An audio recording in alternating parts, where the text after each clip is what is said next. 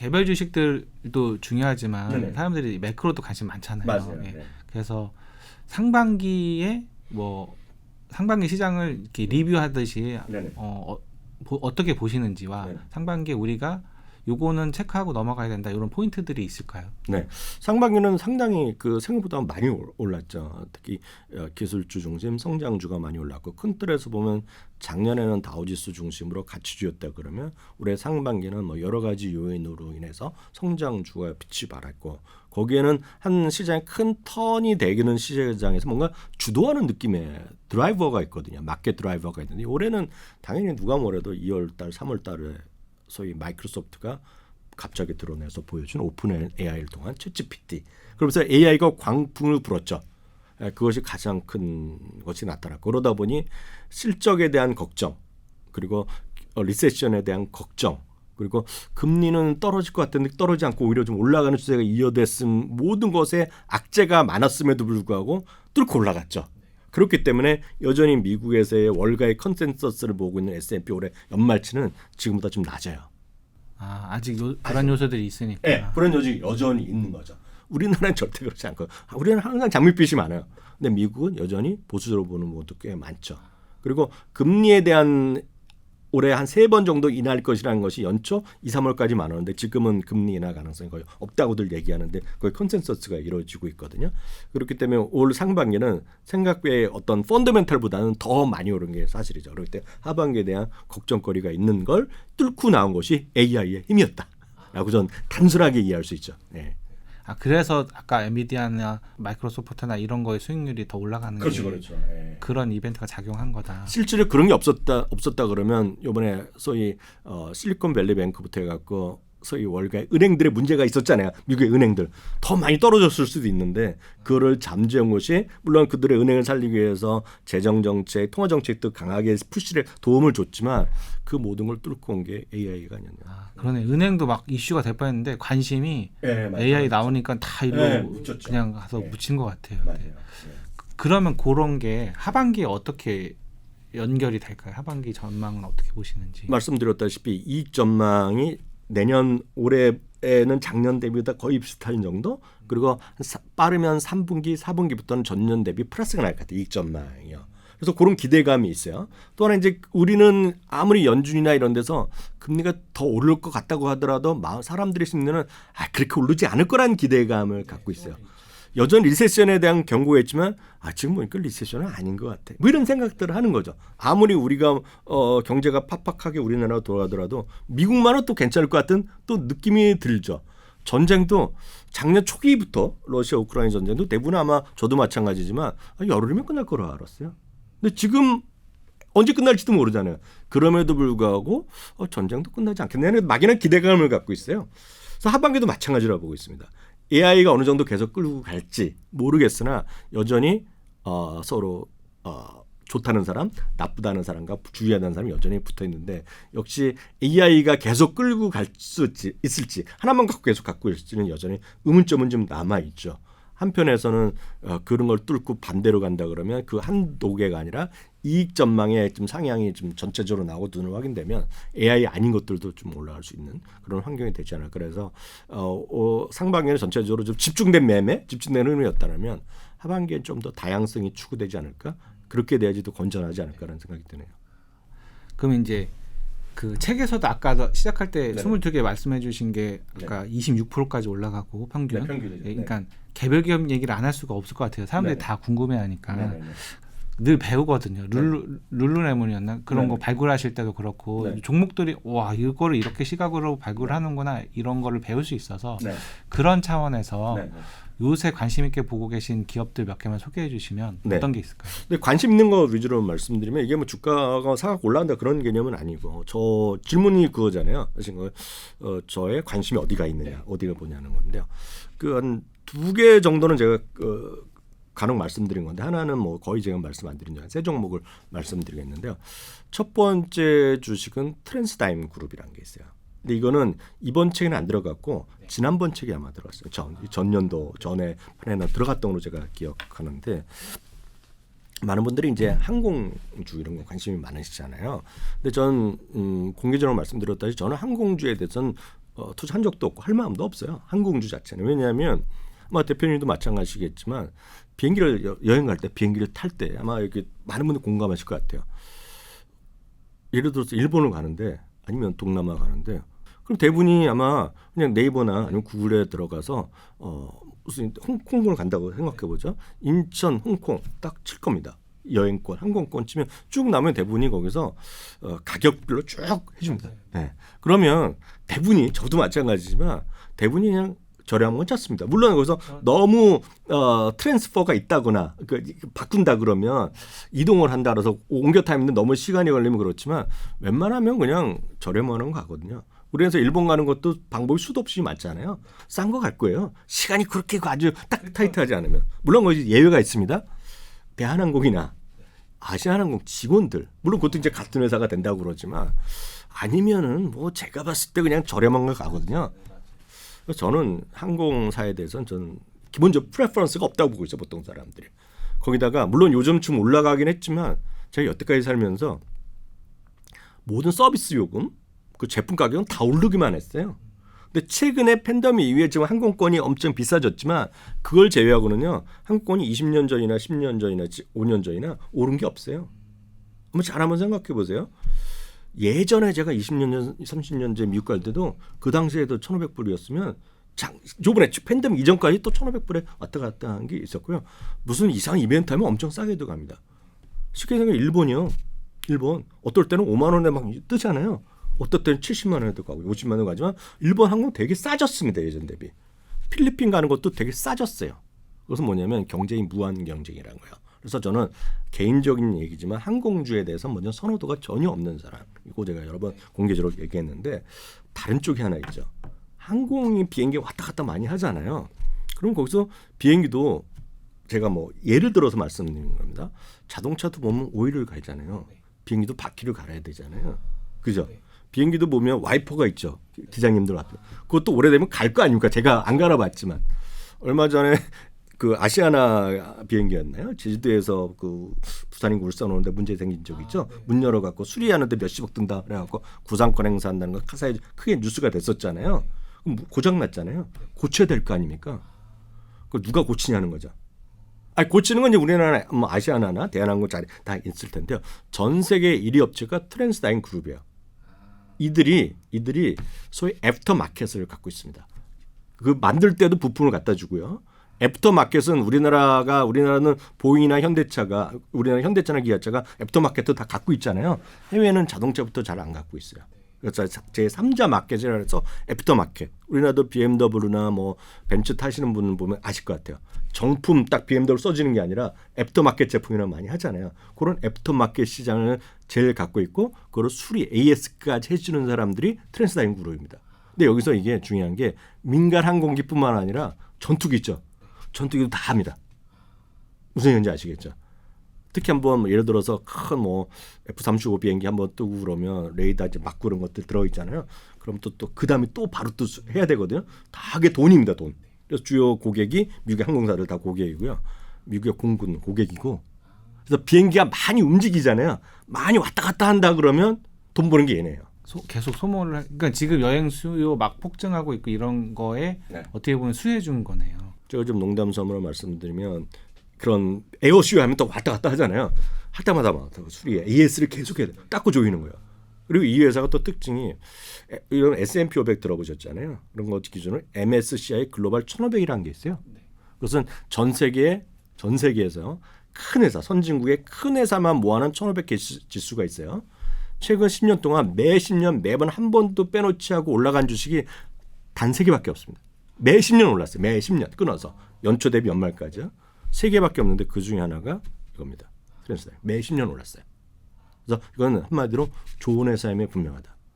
다만 이게 엄청나게 성장성 이런 것보다는 말씀드렸다시피 안정적인 회사. 완전 이거를 내가 하고 싶다 그래서 미 공군에 전화해서 내가 오늘부터 하겠다. 이거 잘 안 되잖아요. 근데 이게 상당히 독과점적인 지위를 갖고 있는 게 트랜스다임이라 그래서 근데 이건 좀 개인적인 관심이 있습니다. 이건 막 금강 할 때 금강 파는 애보다 리바이스가 돈 더 잘 벌었다고 하는 거랑 비슷한 거네요. 뭐 그럴 수도 있죠. 그런 느낌으로 이해하시면 되겠고요. 두 번째는 그냥 지난번에도 한번 말씀드렸던 건데요. 사실 지난번에 저희가 책을 10월 14일 출시했잖아요. 출간했지만 책 원고들을 넘겨드린 건 출판사에 넘겨드린 건 8월이었는데 제가 엄청 고민했던 기업이 있습니다. 왜냐하면 큰 기업 위주로 하지만 제가 간혹 이제 중간 것들 사이즈를 합니다. 그래서 이번 책에는 그 전년도 책에는 히트쳤던 거가 크록스였어요. 그래서 크록스를 대체할까 뭐 할까 하다가 제가 이걸 할까 하다가 그 다음에 플래닛 피트니스를 넣었어요. 그래서 플래닛 피트니스는 책에 들어가 있는데 이게 뭐 많이 올라간 건 아닙니다. 다만 제가 그것에 대해서 약간 S전에서 말씀드리면 많은 분들이 우리나라도 마찬가지일 것 같아요. 영화 이런 게 좋아하세요, 대표님? 좋아하죠. 영화 좋아하세요? 네. 1년에 몇 번 가세요? 극장에 우리나라 극장에? 코로나 때문에 잘 안 갔고요. 네. 최근에는 이제 다시 다니시죠? 한 달에 한두 번씩은 가는 것 같아요. 영화 좋아하시는 분이거든요. 네. 방송 보시면 어떨지 모르겠지만 우리나라에서 얼마 전에 우리나라 모 그룹이 증잔돼서 크게 주가 떨어진 적 있거든요. 근데 항상 그런 걸 방송에서 이렇게 얘기하는 분이 우리나라 극장 수요가 뭐 늘어나고 이런 거 얘기하는데요. 그거 완전 거짓말입니다. 대한민국은요 절대로 말은 제가 과할 수 있어서 약간 제가 추정하겠지만 대한민국에서는 영화 극장 가는 사람 숫자가 늘어날 수가 없어요. 상식적으로 보면. 왜냐하면 대한민국의 평균을 보면 1년에 4번을 갔어요. 팬데믹 이전에 4번. 근데 지금 아직 통계가 의미가 없어요. 4번인데요. 4번 가는 나라는 전 세계에서 우리나라 정도보다 조금 더 많이 가는 한 나라밖에 없고요. 세계 최고 수준 우리나라는 이미 극장을 많이 가요. 맞아요. 4번입니다. 우리나라 더 많이 가는 거가 인도입니다. 인도. 그래서 CGV가 그 CJ 우리나라 그룹이 외국에 자꾸 진출했던 것이 그런 거예요. 우리나라는 성장성이 더 이상 별로 없는 나라였어요. 근데 보시면 팬데믹 이전과 이후 삶이 많이 바뀌었잖아요. 흔히 얘기해서 예를 들어서 하이브리드 워크라 그래갖고 재택근무하는 분들 여전히 많이 있단 말이에요. 업종별로 보면 우리나라에서 외국계 기업 다니시는 분은 아직도 그냥 평생 재택근무 계약하신 분이 많이 있는 걸로 알고 있거든요. 그래서 대부분의 사실 사람들이 가는 거 있죠. 사람들이 이동 인구는 엄청나게 줄어들었어요. 미국 기준으로 말씀드리면 지금 많이 좋아졌다고 하더라도 팬데믹 이전 대비 이후 보면 대부분의 현장에서 가는 거 다 줄어들었어요. 예를 들어서 제일 많이 줄어드는 건 백화점 25% 줄어들었습니다. 2023년 기준이 2015년 기준으로 줄어들었어요. 제일 많이 줄어들었던 것 중에 하나가 캐주얼 다이닝이라는 분야가 있어요. 식당인데 레스토랑인데 캐주얼 다이닝인데 잘 모르시잖아요. 캐주얼 다이닝은 그 전문을 하시면 구분하시면 제가 쉽게 설명드리면 데이트해서 가서 먹는 곳입니다. 데이트하는 사람들이 가서 먹는 것을 우리가 캐주얼 다이닝이라고 그래요. 제일 많이 줄어들었습니다. 이게 35% 정도 줄어들었고요. 2, 3위권을 많이 줄어든 게 극장이 줄어들었어요. 극장 비즈니스가 안 되는 겁니다 지금요. 그렇죠. 네. 왜냐하면 대부분 그리고 넷플릭스 보고 뭐 애플 보고 다 보잖아요. 그래서 그게 어려운 건데 마찬가지인데 늘어난 곳이 몇 개 안 됩니다. 제일 많이 늘어난 거가 피트니스가 늘어났어요. 피트니스 다시 늘어나는 겁니다. 그것도 두 번째 늘어난 거가 뷰티 앤 웰니스라 그런 섹션이 있어요. 머리 하는 곳, 그리고 손톱 하는 곳, 마사지 하는 곳, 스파 이런 게 늘어났어요. 이게 두 개가 늘어나고 세 번째가 늘어나는 거가 우리나라는 그 딱 그 매장이 없는데 우리나라는 전 세계 주류 백화점 그런 게 간혹 있지만 우리는 미국이나 이런 데 보면 대부분의 그런 것들을 리코스토에서 하거든요. 술이나 맥주 그냥 거기서 전문점에서 팔거든요. 거기가 늘어났어요. 그 외에는 다 줄어들었다고 보시면 돼요. 다 줄어들었거든요. 근데 그래서 피트니스도 괜찮을 거라고 보고 있는데 그래서 제가 넣었거든요. 근데 그때 고민했던 거가 바로 이겁니다. 제가 그때 넣을까 고민했다가 요즘도 계속 안 넣은 거를 후회하고 있죠. 데커스 아웃도어입니다. 데커스 아웃도어. 잘 모르시잖아요. 네. 데커스 아웃도어 저희 이제 제 방송에 보시면 많이 아실 텐데 딱 데커스 아웃도어 하면 모르시지만 제가 딱 말씀드리면 이 방송 보시는 분들, 이 관계자분들 99%가 다 아는 브랜드를 갖고 있어요. 어그를 갖고 있어요. 어그를 갖고 있는데 어그가 상당히 이제 얘네 올드한 브랜드가 됐다라고 생각하셨는데 그것도 맞아요. 맞는데 한 2년 전부터 소위 인싸 친구들이 어그를 많이 신고 났어요. 그래서 어그가 다시 유행을 합니다 지금요. 그래서 미국의 10대들 어그를 많이 신고요. 20대들 많이 쓰나. 그리고 딱 보시면 전 세계가 가장 팔로워가 많다는 여성 2명의 자매의 인싸가 있어요. 스타가 있어요. 그 친구도 이걸 신고 나왔고 우리나라에서도 뭐 유명한 연예인들이 신고 나온 게 있어. 그게 어그가 있는데 이 어그가 많이 회복됐다는 거. 다시 살아났는 게 브랜드 어그라고 말씀드리겠고요. 사실 어그 때문에 말씀드리는 게 아니라 더 큰 브랜드가 호카죠. 호카. 좀 좋아하시면 아실 텐데 호카가 러닝 슈즈부터 출발한 건데요. 지금 보시면 여기 현대백화점에 바로 들어와 있고요.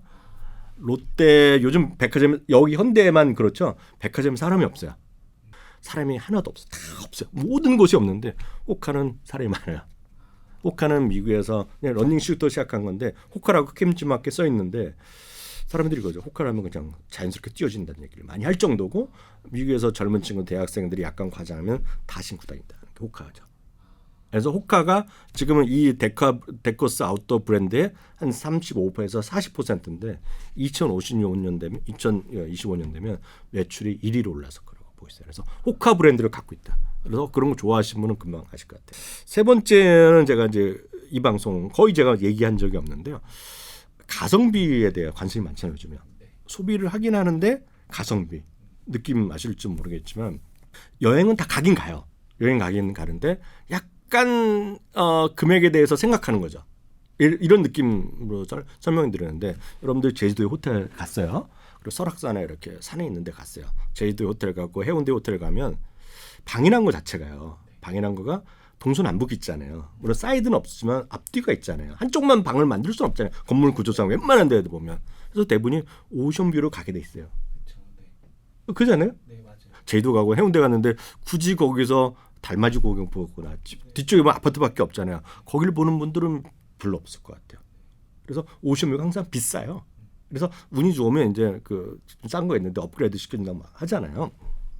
또 마찬가지 여러분들이 그 제주도에 예를 들어서 여행 갔는데 렌트를 하잖아요. 약간 뭐 기분 쓸 수 있죠. 그래서 BMW 스포츠카를 할 수 있어요. 오픈카를 할 수 있는데 조금 보니까 좀 저렴하게 가자. 이럴 수 있잖아요.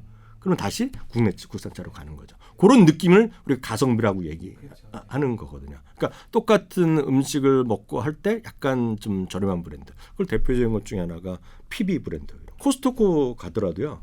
똑같은 물인데 딴 거 물보다 커크랜드 브랜드가 약간 싸잖아요. 네, 그런 느낌 있죠. 여러분 잘 한번 생각해 보시면 코스트코만 가더라도요. 보시면 예를 들어서 케첩이죠. 케첩. 크라프트 하인츠라면 오뚜기 케첩이 딱 있잖아요. 지금요. 근데 그 옆에 보면은요. 커크랜드 케첩이 있는 거예요. 그죠? 근데 많은 분들이 이러실 수 있어요. 어르신들 중에서는 뭐라 그래도 브랜드는 게 좋다라고 생각하실 수 있잖아요. 맞죠, 대표님?